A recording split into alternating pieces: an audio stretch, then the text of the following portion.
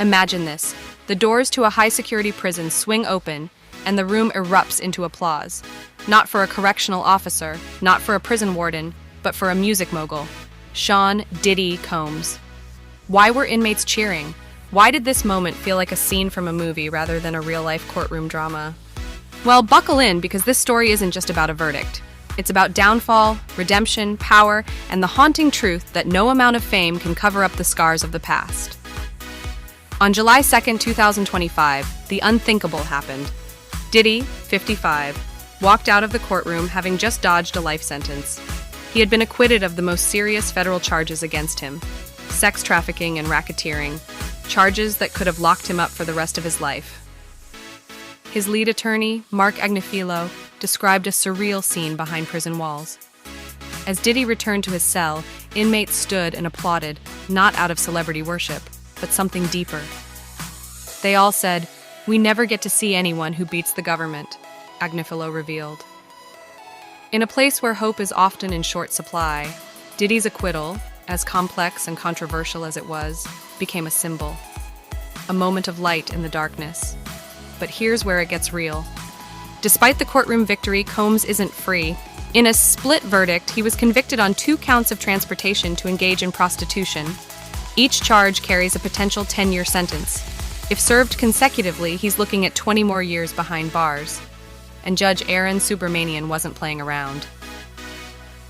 He denied Diddy bail, so for now, the music mogul remains locked up at Brooklyn's Metropolitan Detention Center, awaiting sentencing on October 3rd. Agnifilo spoke candidly about his client's state of mind. He realizes he has flaws like everyone else, he said, and there's no amount of fame or fortune that can erase them. "You can't cover them up," he added. That's a powerful statement, especially from the mouthpiece of one of the most powerful men in music.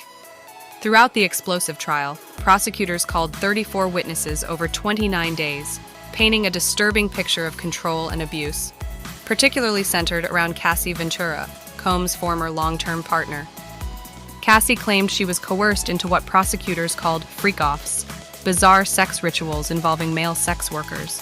The defense pushed back, arguing these encounters were consensual, presenting text messages as evidence. But even as Diddy dodged the worst of the legal storm, the clouds haven't cleared. He's still facing multiple civil lawsuits involving allegations of sexual misconduct. In other words, the legal war is far from over. So what do you think? Is Diddy a symbol of resilience? A man who overcame the full weight of the US government? Or is this just chapter 1 in a much darker story still unfolding?